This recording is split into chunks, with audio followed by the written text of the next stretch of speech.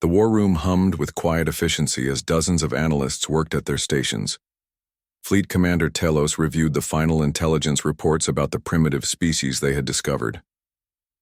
The humans occupied 17 small worlds, in a resource-rich sector that would make an excellent addition to the Althari Republic. Their ships were slow and clumsy.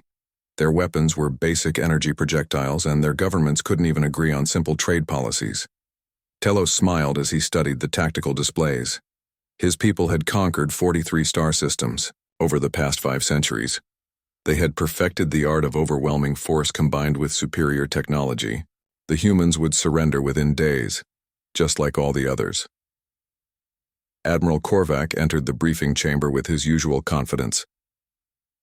The veteran commander had never lost a battle in 30 years of service. His record was perfect because the Althari never fought fair fights. They gathered intelligence, planned carefully, and struck with forces so powerful that resistance was impossible.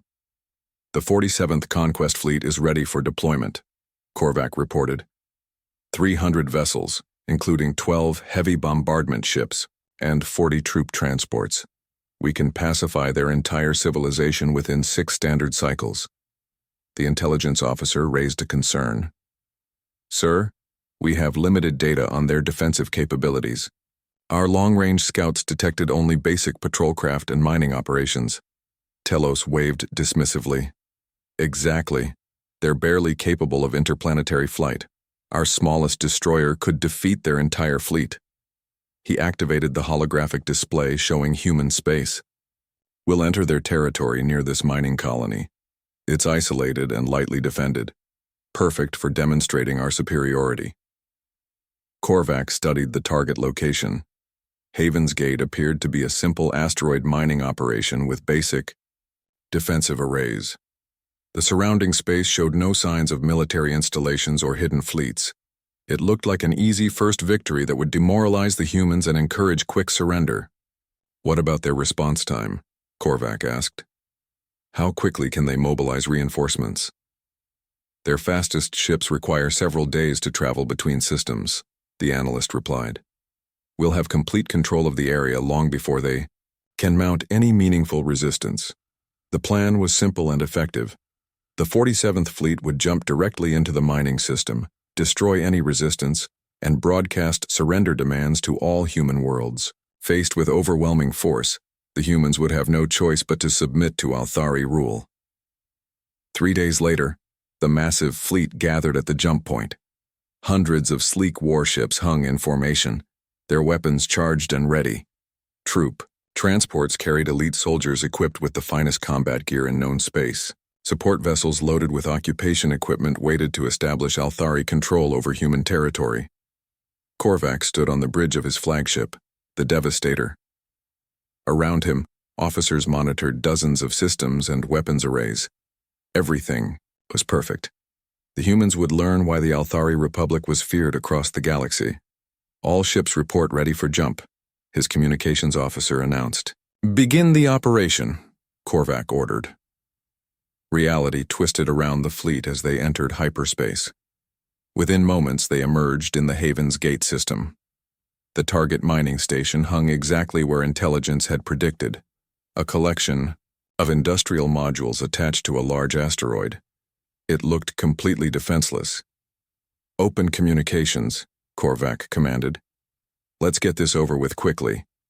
The response came immediately from the human station. A calm female voice spoke in perfect Althari. Unknown vessels, you have entered human territorial space without authorization. Please state your business and wait for proper clearance. Korvac laughed. The humans were so naive they were asking for paperwork while facing 300 warships. This is Admiral Korvac of the Althari Republic. You will surrender immediately or be destroyed. Several seconds passed before the human responded. Admiral Korvac, your request for surrender is denied. You have 12 hours to exit human space, or defensive measures will be implemented. The bridge crew erupted in laughter.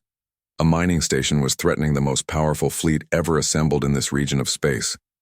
The humans were either completely insane or too primitive to understand what they were facing.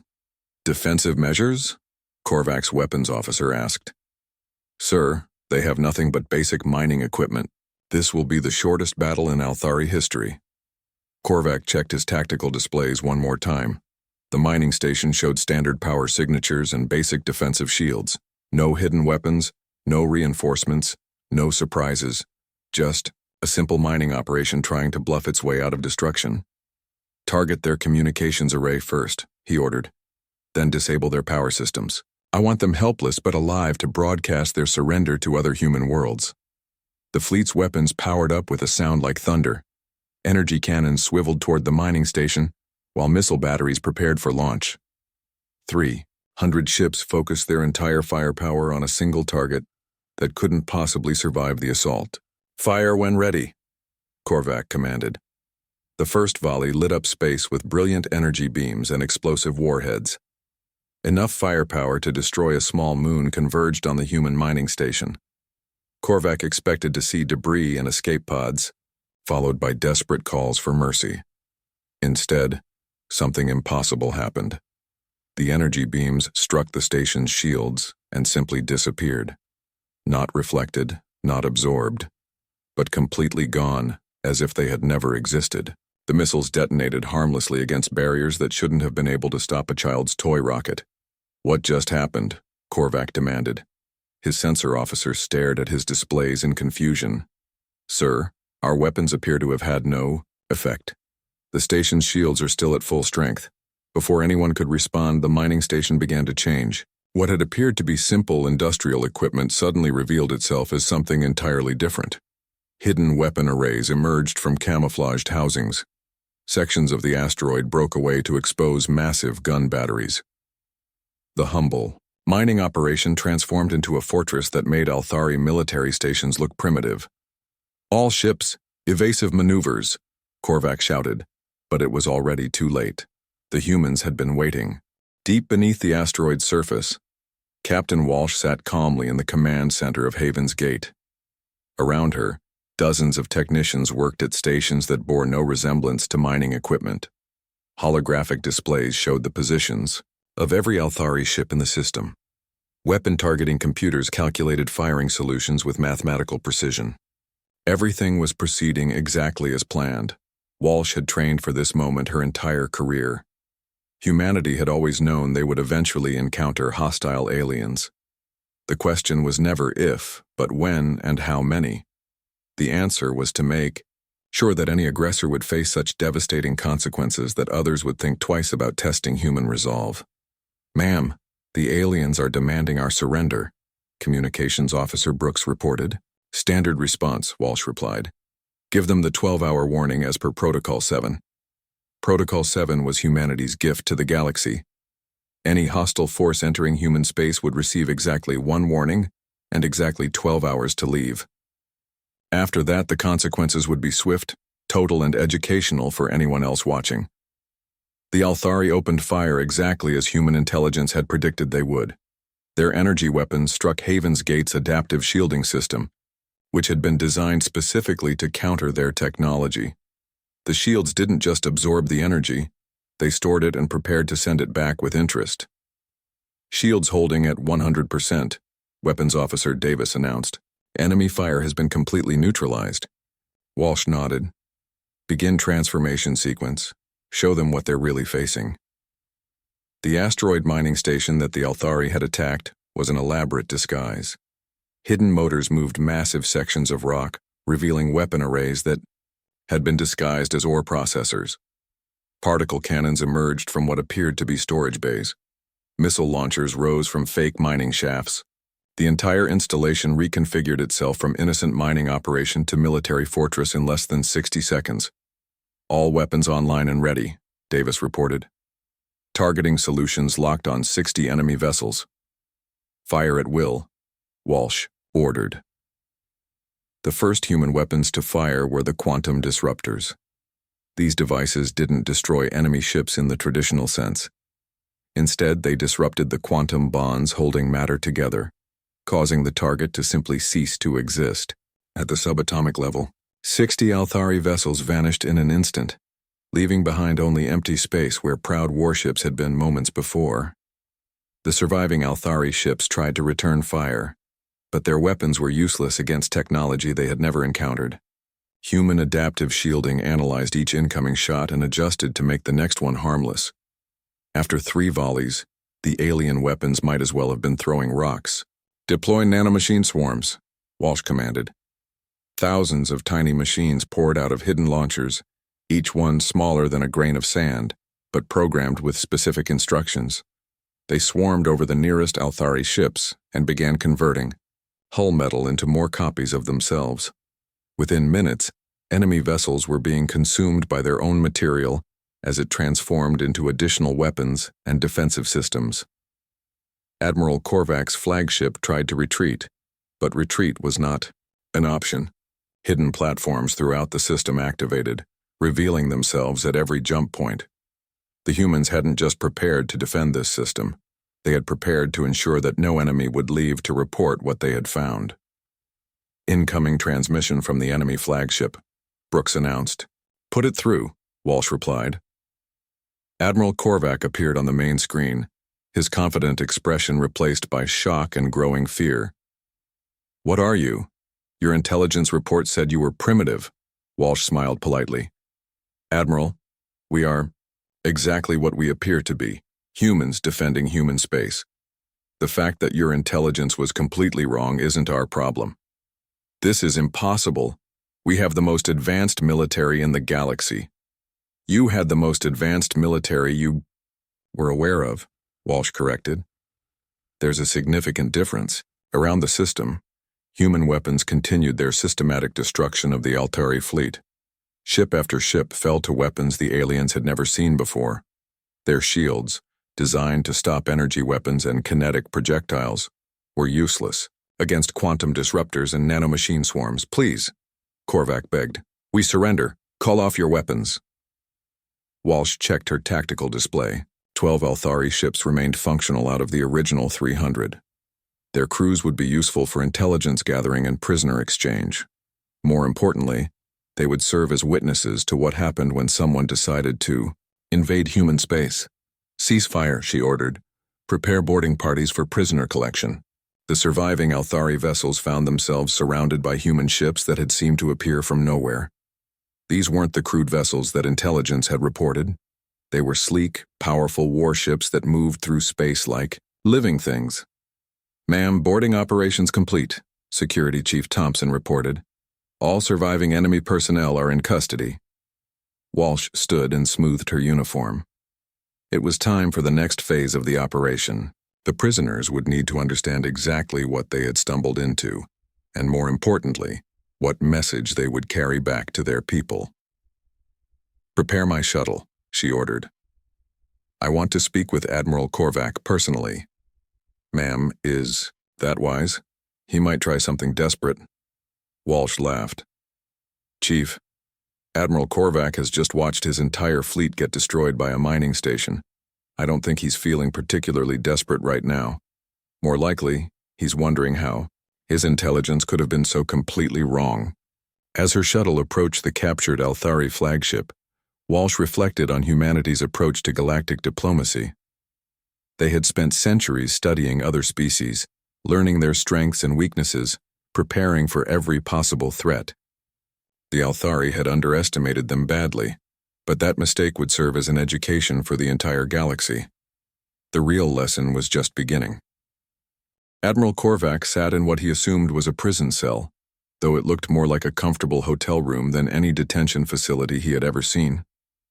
The walls displayed peaceful Earth landscapes that changed every few minutes. Soft music played in the background. The bed was more comfortable than his own quarters had been aboard the Devastator. The door chimed softly and opened to reveal a human in a simple uniform. The man was middle-aged with graying hair and calm eyes that seemed to see everything. He carried himself with the quiet confidence of someone who had never needed to raise his voice to be obeyed.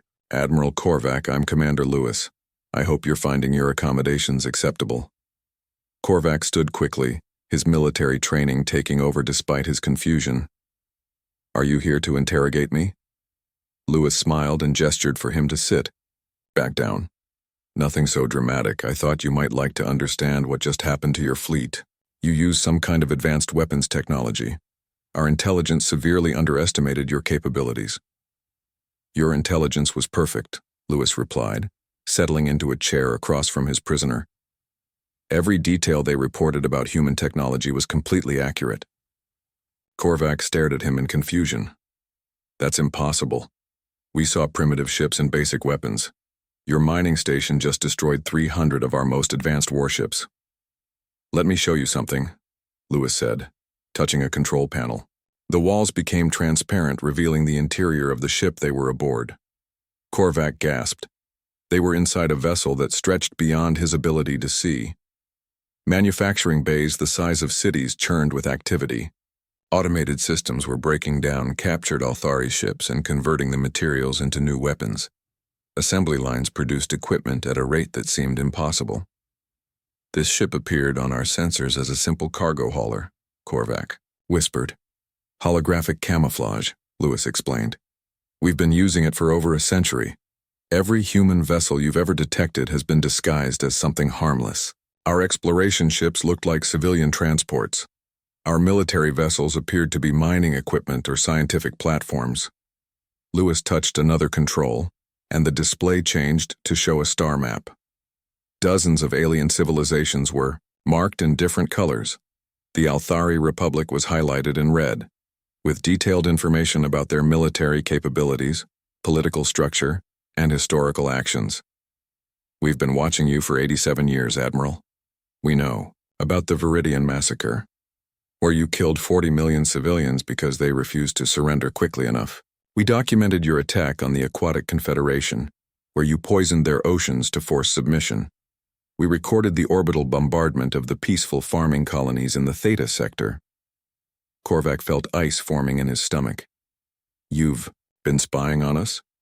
We've been learning from you, Lewis corrected. Every species we've encountered has taught us something valuable. The Althari taught us that there are civilizations in this galaxy who view conquest and genocide as acceptable tools of expansion. The display changed again, showing technical specifications for human weapons. The quantum disruptors, the adaptive, shielding, the nanomachine swarms. Every system had been designed to counter specific Althari technologies. Your particle cannons operate on a specific frequency range, Lewis explained. Our shields were tuned to absorb that exact energy signature. Your hull materials have a distinctive molecular structure. Our nanomachines were programmed to target those specific compounds. Even the psychological warfare was calculated. We knew you valued hierarchical command structures, so we made sure to preserve you to witness your fleet's destruction. This is madness, Korvac muttered. How long have you been planning this? Planning implies we expected you to attack us, Lewis replied. We prepared for the possibility that you might attack us. There's an important difference. We prepared for everyone. The display shifted to show other alien civilizations. Each one had detailed files on their military capabilities, social structures, and historical behavior patterns. Hundreds of species, all cataloged and analyzed. We don't believe in fair fights, Admiral. When someone threatens human lives, we believe. In overwhelming, decisive victory, we studied every potential enemy until we knew them better than they knew themselves. Lewis stood and walked to a viewport showing space outside. Human ships moved in perfect formation, their true size and power no longer hidden. They were magnificent and terrifying, built for a single purpose, ensuring that humanity would never be the victim of another species' ambitions. Your people made a choice when they decided to expand through conquest and genocide, Lewis continued. You taught the galaxy that mercy was weakness and that peaceful species existed only to be enslaved or destroyed. We learned that lesson. Very well. Korvac joined him at the viewport, watching the human fleet with growing understanding. What happens now? Now you get to make a choice, Lewis replied. We're going to send you and the other survivors back to Althari space. You can tell your people what you found here, or you can tell them whatever story you think they'll believe. But they need to understand that human space is off limits. Forever. And if they don't listen? Lewis turned to face him with eyes that held no warmth or mercy. Then they'll discover that what happened to your fleet was just a demonstration. We've spent a century preparing for war with every major civilization in the galaxy. The Althari Republic is powerful, Admiral, but you're not the only ones we've been watching. The display showed more star maps, revealing the true scope of human intelligence gathering. Trade routes, military installations, communication networks, industrial centers. Everything that made interstellar civilization possible had been mapped, analyzed, and targeted. You're not just preparing to defend yourselves, Korvac realized with growing horror. You're preparing to destroy everyone if necessary. Lewis nodded calmly. We learned from the best teachers in the galaxy. Your people showed us what happens to species who aren't ready for war. We decided to be ready. As understanding dawned, Admiral Korvac realized that his people had made a terrible mistake. They hadn't encountered a primitive species ripe for conquest. They had stumbled into a carefully laid trap set by apex predators who had been preparing for this moment for over a century. The emergency session of the Althari High Council convened within hours of receiving Admiral Korvac's desperate transmission. The 12 most powerful beings in the Republic gathered in their grand chamber, holographic displays showing the devastating loss of the 47th Conquest Fleet, 300 vessels reduced to 12 survivors in a matter of hours by what their intelligence had classified as a primitive mining colony. Supreme Admiral Thane paced before the assembled council members, his scarred face twisted with rage. He had commanded Althari forces for 40 years, conquering system after system with methodical precision. Never in his career had he witnessed such a complete military disaster. The humans have made themselves a threat to everything we have built, he declared. Their weapons, technology is clearly more advanced than our initial assessments indicated. They must be eliminated before they can share their capabilities with other species. Councillor Vex raised a tentative objection. Perhaps we should reconsider. If they were able to destroy an entire conquest fleet with a single installation, imagine what their main military might possess. Thane slammed his fist on the tactical display. That's exactly why we cannot allow them to survive. Today they destroy one fleet. Tomorrow they might attack our home systems. We mobilized the Grand Armada immediately. The Grand Armada was the largest military force ever assembled in galactic history. 2,000 vessels from across the Althari Republic, including planet-killer ships capable of rendering entire worlds uninhabitable. It represented the combined might of 3 species united under Althari rule, armed with weapons that could crack moons and shields that had never been breached. Within days, the massive fleet began converging on the human border. Supply ships carried enough provisions for a year-long campaign. Troop transports held armies capable of occupying dozens of worlds. Engineering vessels brought equipment for constructing orbital fortresses and permanent occupation bases. Supreme Admiral Thane commanded from his flagship, the World Render. The massive vessel stretched over 30 kilometers from bow to stern, its hull bristling with enough firepower to destroy a small fleet. Its primary weapon could split continents, while its shields could withstand the explosion of a star. As the Grand Armada approached human space, long-range sensors detected something unexpected. A single small shuttle was approaching their formation, transmitting peaceful intentions and requesting permission to dock with the flagship.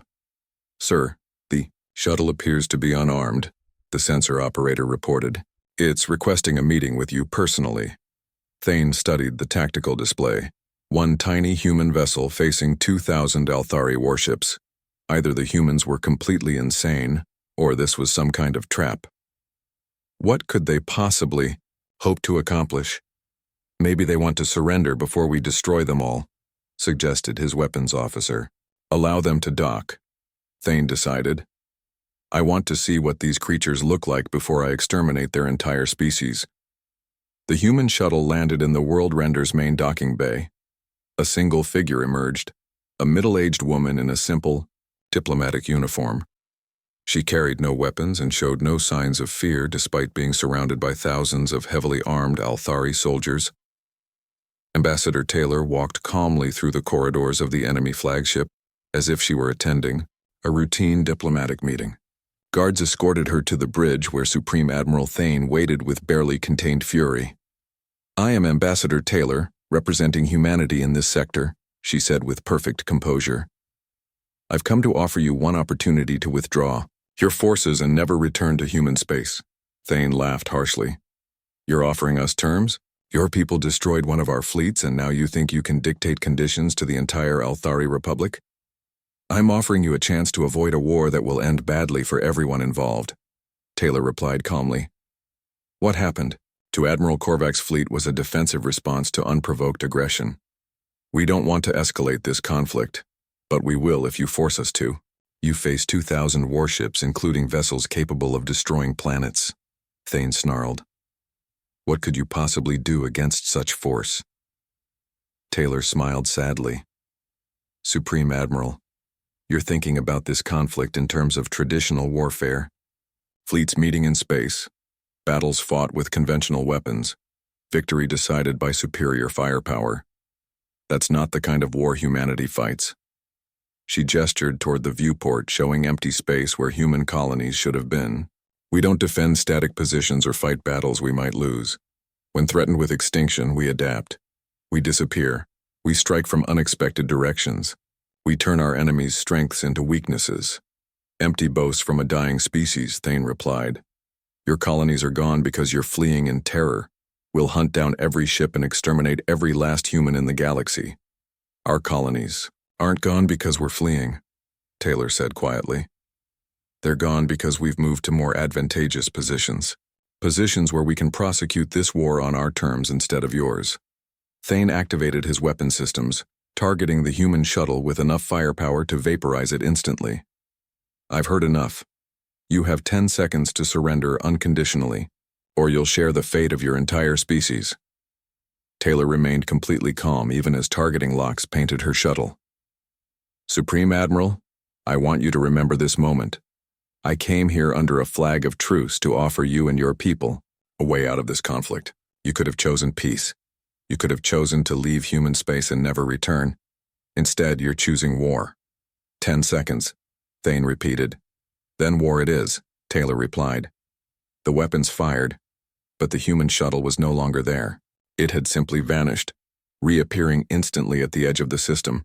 Taylor's final transmission reached every ship in the Grand Armada simultaneously. Courtesy extended and declined. All Althari forces are now considered valid military targets. Protocol 9 is in effect. Supreme Admiral Thane stared at the empty space where the shuttle had been. Instantaneous teleportation was impossible according to every law of physics he understood. If the humans could move their ships anywhere in space without warning, traditional fleet tactics were useless. Sir, his sensor operator called out urgently.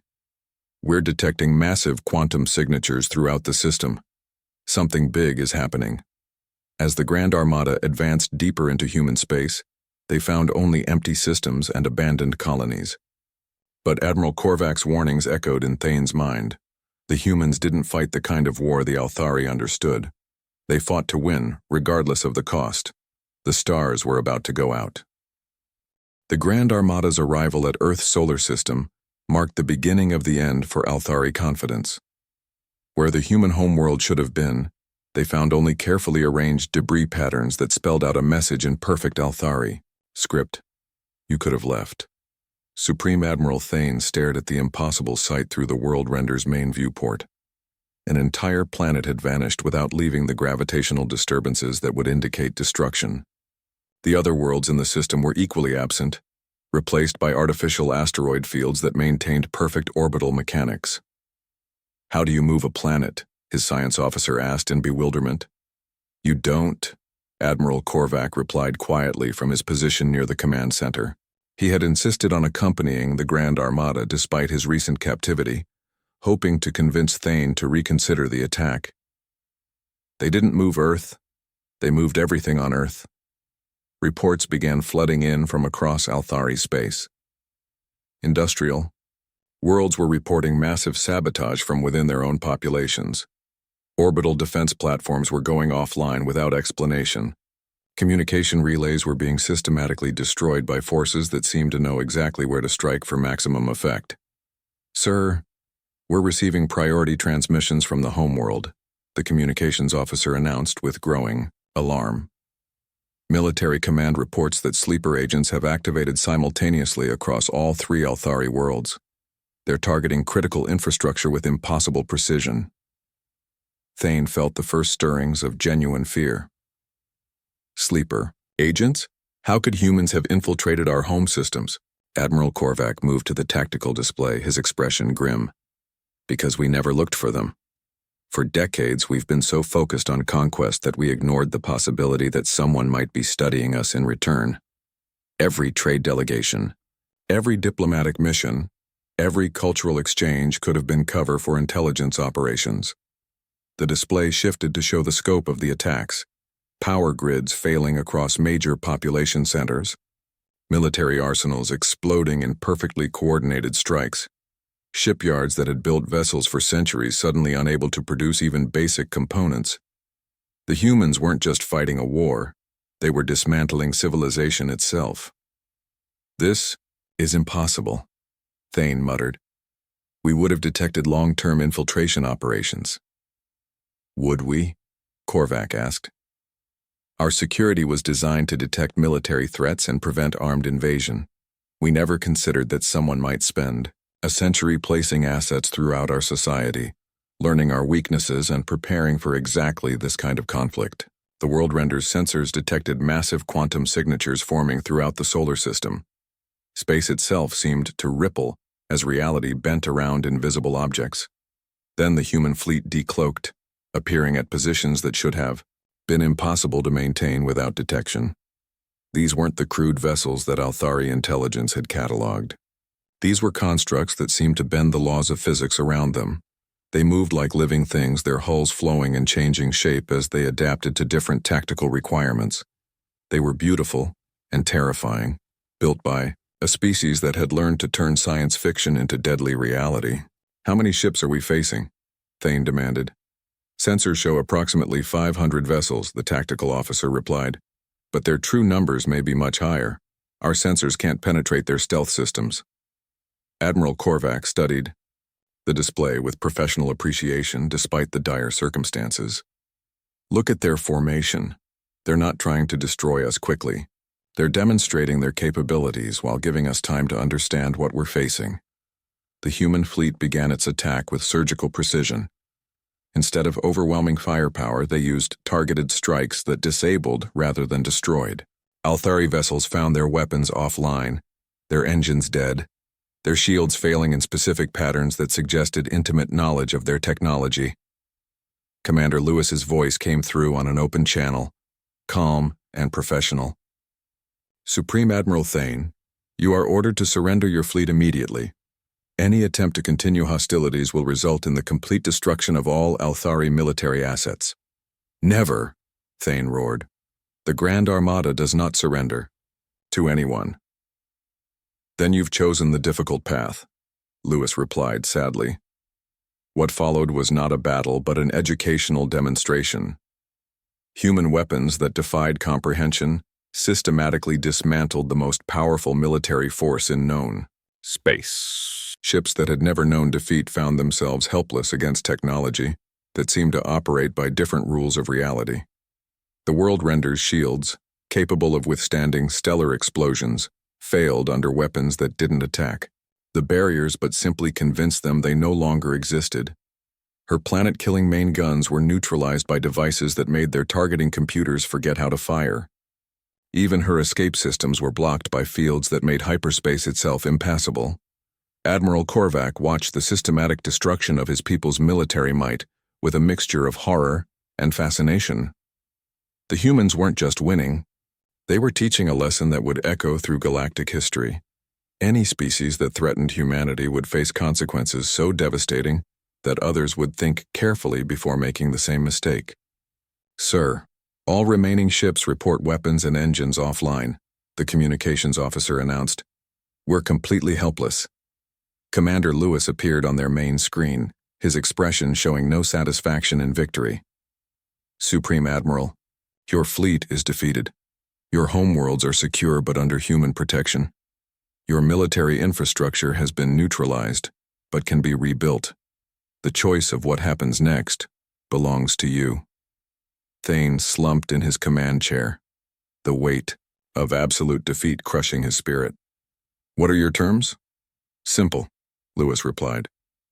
"The Althari Republic withdraws to its original borders and never again ventures into space belonging to other species without explicit permission. Your conquest fleets are disbanded. Your planet-killer weapons are surrendered for destruction. In return, we'll help you rebuild your infrastructure and establish trade relationships with peaceful neighbors." "And if we refuse?" Lewis's expression didn't change, but something cold entered his eyes. "Then the demonstration ends, and the real war begins. You've seen what we can do to military targets, Supreme Admiral. You don't want to discover what we can do when we stop being polite." Around the solar system, massive construction ships appeared and began building something enormous in Earth's former orbit. The structure grew with impossible speed, clearly visible to every ship in the Althari fleet. It was part fortress, part monument, part warning to anyone who might consider testing human resolve in the future. Admiral Korvac spoke quietly into the silence that followed. "Supreme Admiral, I recommend we accept their terms." Thane looked around his bridge at officers who had never known defeat until today. His fleet was broken. His homeworld was at the mercy of an enemy who had infiltrated their society so completely they could destroy it from within. The war was over before it had truly begun. "We surrender," he said finally. The galaxy had learned an important lesson. Humanity didn't just defend itself. It made examples that would be remembered for generations. The Althari Republic would survive, but they would never again mistake caution for weakness or preparation for primitiveness. As for humanity, they had proven themselves the ultimate apex predators. The galaxy was now a much more peaceful place, primarily because everyone understood the cost of disturbing that peace.